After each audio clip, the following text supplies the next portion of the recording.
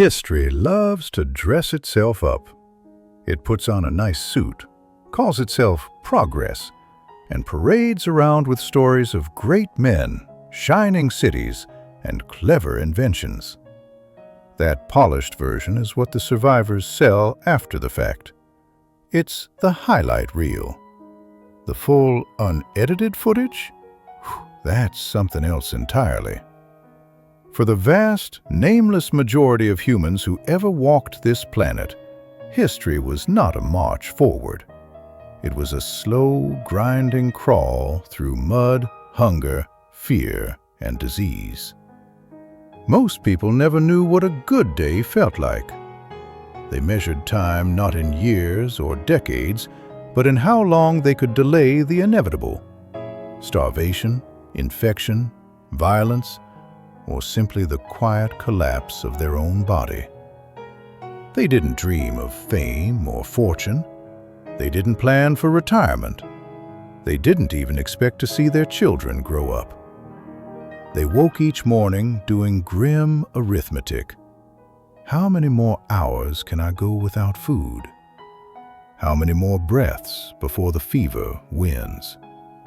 How many more nights before the screams outside fade into silence because everyone is already gone? There were entire stretches of years when being alive felt like the universe had decided to run a long, cruel experiment on how much suffering one species could absorb before it finally broke. Tonight, we are not here to celebrate human resilience. We are not here for inspiration or life lessons. We are here to look straight at the disgusting, bone-deep truth that textbooks usually skip, sanitize, or bury under footnotes.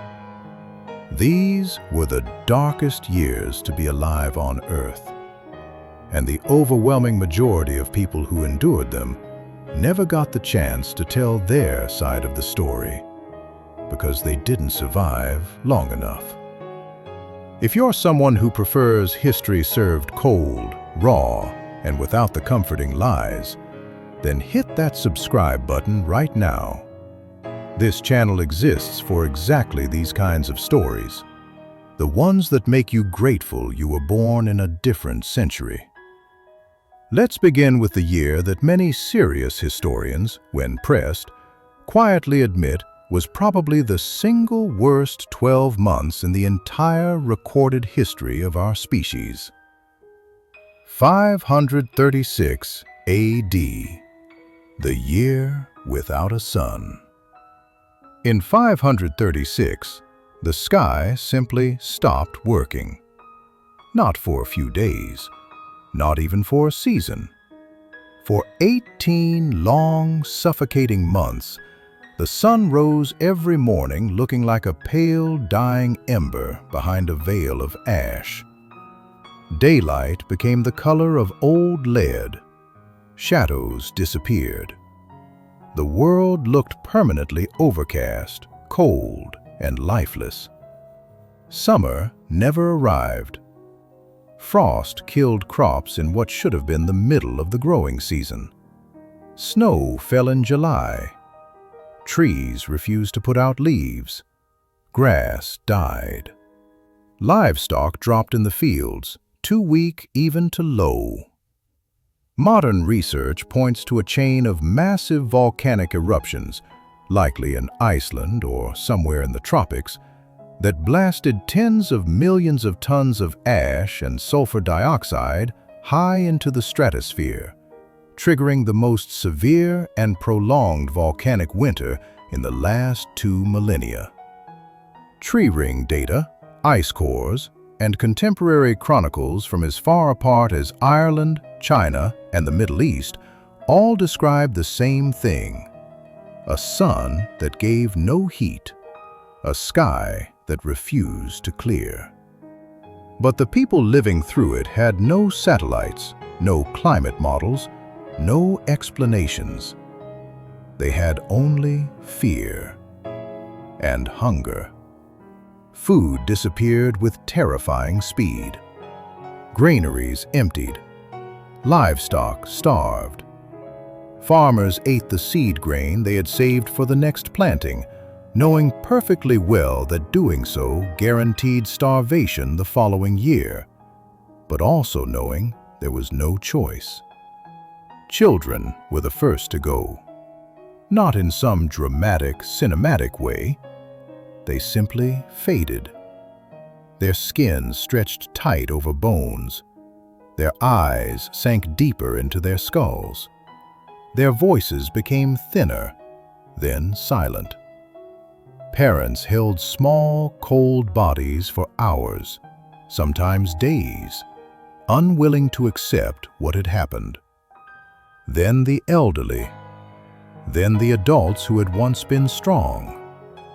Villages grew eerily quiet, not because people had moved away, but because almost everyone was dead. Mass graves became impossible. No one had the strength to dig. Corpses were left where they fell, inside doorways, in the middle of streets, slumped against walls. The smell of decomposition settled over entire regions like a second atmosphere. Many believed the end of the world had already begun, and the rest of us had simply not noticed yet. For them, it truly had. 536 AD wasn't just a bad year. It was the moment nature reminded humanity, loudly, coldly, that we are not special. We are fragile. We are optional. And before the world could even begin to recover, death decided it wasn't finished with us yet. 541 to 549 AD, the Justinian Plague. 5 years after the sky turned traitor, something even worse arrived. This time it didn't announce itself with frost or endless rain. It came quietly, invisibly, through ports and trade roads. The Justinian Plague. It started with a fever. Then came the buboes, enormous, painful swellings in the groin, armpits, and neck, blackening and filling with pus and blood until they burst open like rotten fruit. Victims screamed in delirium. Some bled from their eyes, nose, mouth. Many died within hours, sometimes minutes. In Constantinople, the greatest city on earth at the time, thousands died every single day. Not in battle, not from starvation, just death. Pure, relentless, mechanical death. Bodies piled up faster than they could be removed. Homes became tombs.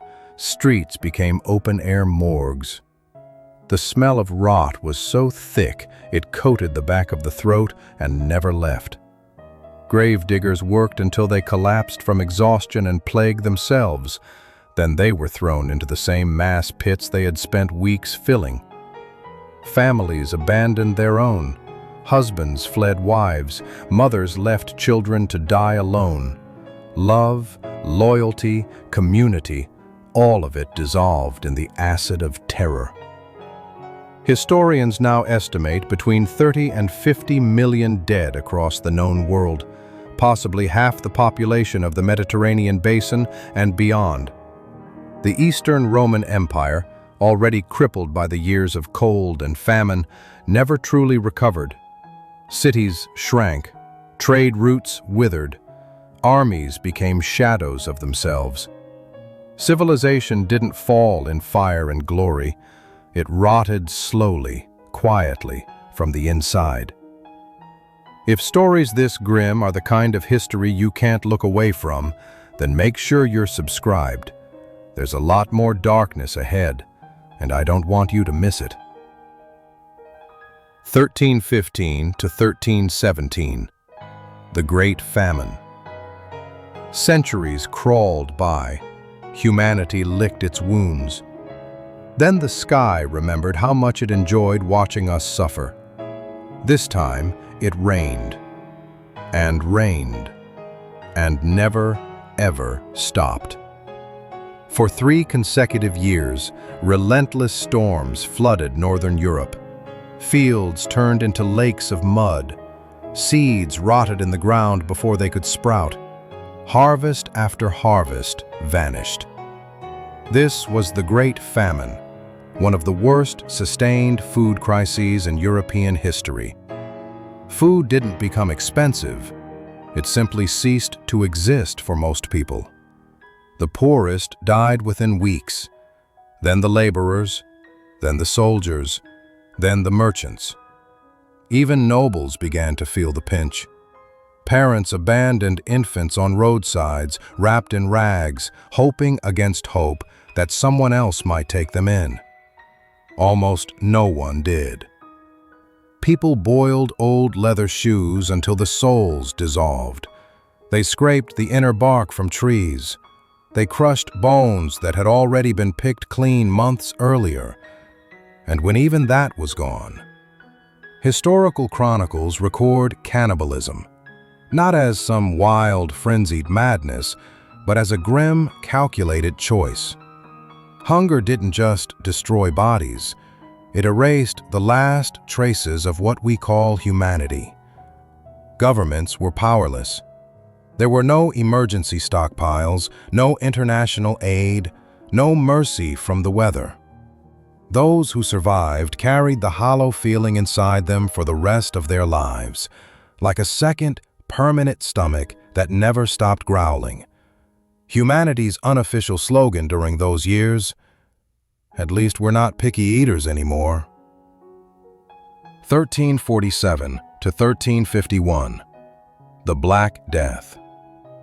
Europe had barely begun to breathe again when the grand finale of medieval horror arrived. The Black Death. It came on ships from the east, hidden in the fur of rats and the bites of fleas. Within days of infection, victims developed agonizing black buboes filled with blood and pus. Internal bleeding turned skin dark and mottled. Breathing became torture. Many died within 24 hours, some vomiting blood, some simply collapsing in the street as if their strings had been cut. Doctors tried everything, bleeding patients until they were pale as ghosts, forcing mercury down throats, burning herbs, chanting prayers. Nothing worked. Most treatments only hastened death. Cities turned into open-air graveyards.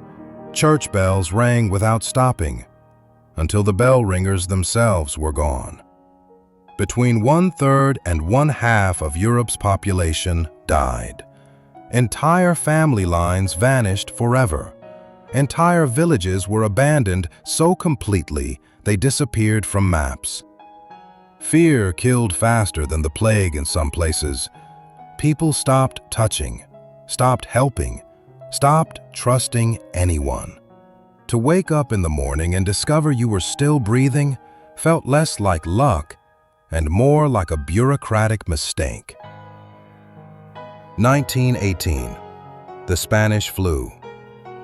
Jump forward to the 20th century. Humanity had electricity, trains, telephones, modern medicine. We thought we had finally outgrown the nightmares of the past. We were wrong. The Spanish flu arrived at the end of World War I and targeted the young and healthy. Soldiers in their 20s collapsed in barracks. Young mothers died while holding their infants. Victims turned blue from oxygen starvation. Some drowned internally in their own lung fluid. Some bled from every orifice. Hospitals overflowed in days. Doctors ran out of beds, then medicine, then any semblance of hope. 50 million people died worldwide, more than the entire death toll of the war that had just ended. Modern transportation didn't save us. It simply gave death a faster, more efficient way to travel. 1939 to 1945, World War II, civilians. And then came the war that made everything before it look almost quaint. For civilians, World War II was not about battles or strategy. It was about erasure. Bombs fell on sleeping families. Cities vanished overnight. Children grew up playing among rubble and corpses. Millions were starved, enslaved, burned alive, gassed in industrial chambers, shot in ditches. Genocide became a production line, efficient, organized, soulless. Survival boiled down to the cruelest lottery imaginable. Wrong street, wrong day, wrong train. There were no safe places left. Only places where death took a little longer to arrive. History is not a comfort story. It is not a tale of inevitable triumph. It is a long, ugly ledger of how much pain human beings can absorb before they disappear. Most of the people who ever lived did not die in their sleep, surrounded by loved ones. They died hungry. They died terrified. They died alone. They died forgotten. Civilization is a thin, fragile skin stretched over chaos. Order lasts only as long as the next disaster allows it to. Being alive is never a guarantee. It's a temporary loan with brutal interest rates. These were the darkest years to be alive on Earth. And if you want more stories this unflinching, this brutal, this honest, subscribe now. There is no shortage of darkness left to explore.